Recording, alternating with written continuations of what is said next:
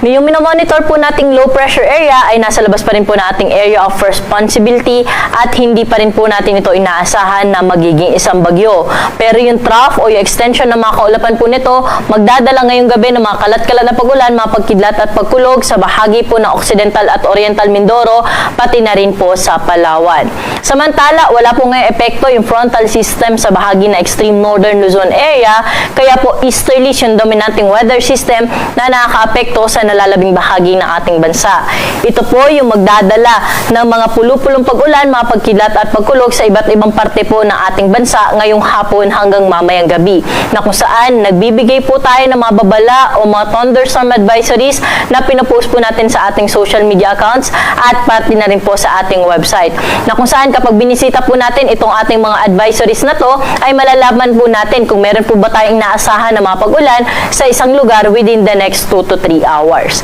At sa bukod naman po sa minomonitor nating low pressure area na nasa labas ng ating area of responsibility, ay wala naman po tayong nakikita na panibagong sama ng panahon na namumuo na posible pong makaapekto sa ating bansa.